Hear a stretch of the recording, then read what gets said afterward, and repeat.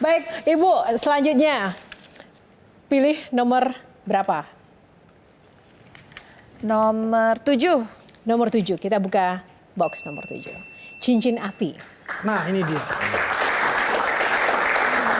Kalau gitu kesempatan pertama yang tadi bilang, nah ini dia, Kang Maman, silakan. Lagi-lagi saya bicara tentang Ring of Fire nih, Bu. Iya. Kita ada di lingkungan ini. Tapi kok cerita tentang bagaimana mitigasi bencana dan lain sebagainya tidak masif diajarkan di sekolah, bahkan tidak ada di kurikulum kita. Pernah itu terjadi saat setelah bencana tsunami yang di Banda Aceh, itu terjadilah kebangkitan kesadaran mitigasi bencana. Dan saat itu anak saya masih satu di SD, satu di SMP. Di bukunya itu ada, di pelajaran geografi kalau nggak salah. Sekitar tahun 2009 kali. Itu pernah ada Pak, 2009. Cuma kami terlepas dari itu semua ya, tentang kurikulum.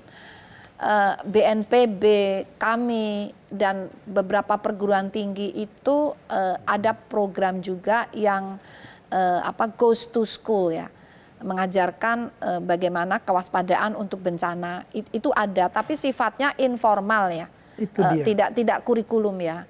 Nah itu perlu juga untuk diusulkan kembali. Mungkin kalau belum.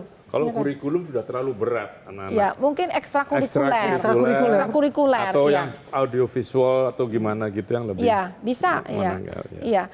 Maksudnya kurikulum itu bukan kurikulum bencana enggak, tapi dulu itu dalam pelajaran geografi, dalam pelajaran bahasa Indonesia membahas tentang bencana sebagai kontennya. Jadi misalnya tidak BMKG dengan dana tertentu membuat modul-modul tentang mitigasi bencana dan disebarkan di sekolah.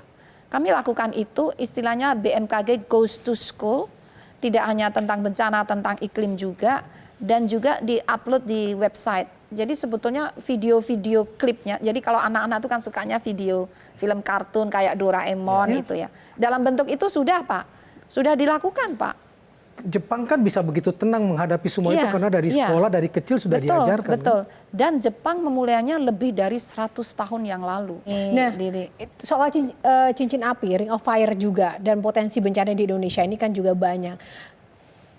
Menurut Ibu, anggaran atau budget yang memang disiapkan pemerintah untuk penanganan bencana, mitigasi, bahkan penelitian, mengembangkan dan mensupport BMKG ini cukup nggak? Banyak nggak sih Bu anggaran atau budget yang disiapkan?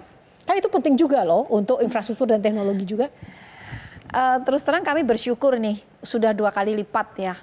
Namun akan lebih bersyukur lagi kalau bisa tingkatkan lagi. Upaya apa Bu untuk meningkatkan budget? Karena bagaimanapun juga kan anggaran untuk kebencanaan ini penting sekali ya. Karena kita tahu banget bahwa dampak dari bencana itu nggak main-main. Masalah nyawa manusia dan masyarakat begitu. Kami juga berupaya meningkatkan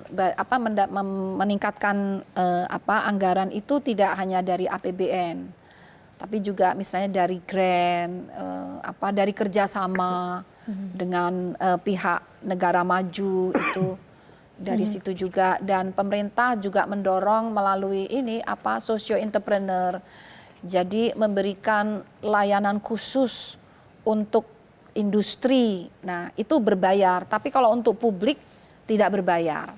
Satu lagi panelis, kesempatan terakhir siapa? Ya. Oke, Gian. Saya melihat Ibu begitu tulus bekerja, menjaga masyarakat juga dari bencana dan apapun yang terjadi di Indonesia.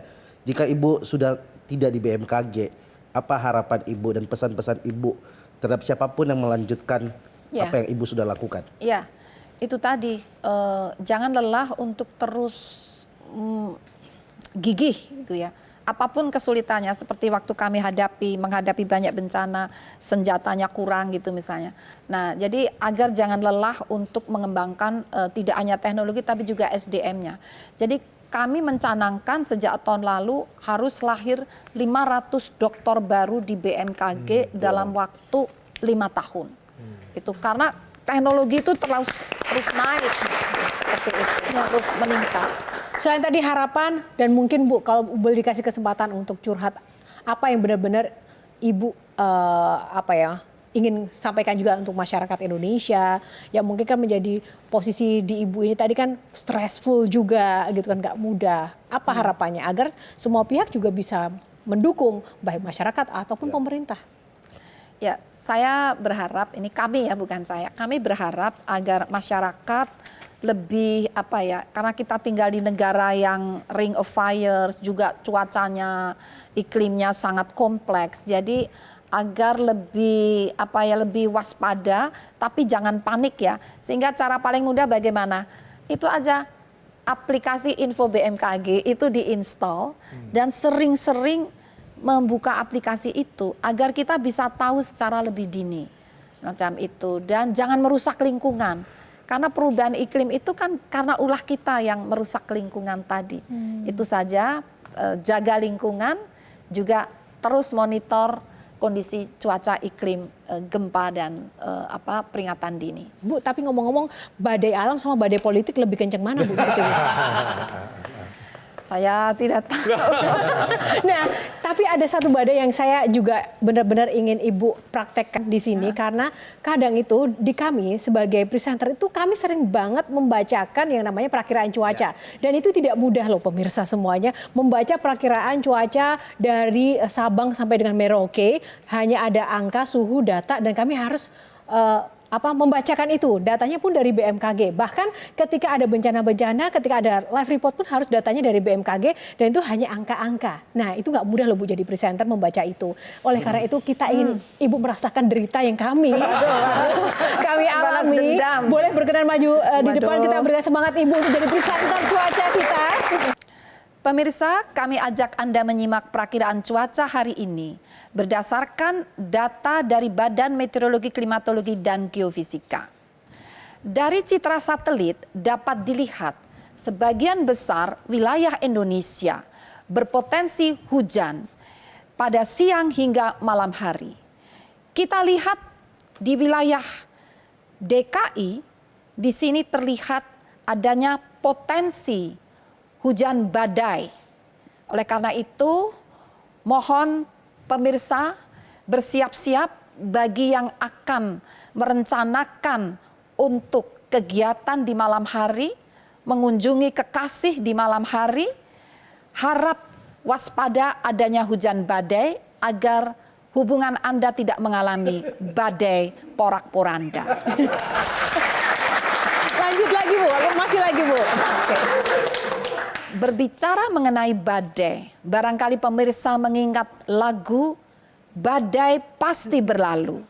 Oleh karena itu, jangan cemas, jangan gentar, tunggu, selalu baca aplikasi Info BMKG, akan diinfokan dalam aplikasi tersebut kapan badai akan berhenti. Sehingga Anda dapat melepas rindu bertemu dengan kekasih. Nah, satu lagi Bu. Pemirsa, saat musim hujan, baju pun basah. Sudah dijemur, tak kunjung kering. Demikian perakiraan cuaca, maka jangan lupa selalu cek aplikasi Info BMKG sebelum Anda mencuci baju dan mobil Anda. Terima kasih. Terima kasih Ibu. Gimana panelis? Oke ya, mantap. Terima kasih. Jelajahi cara baru mendapatkan informasi. Download Metro TV Extend sekarang.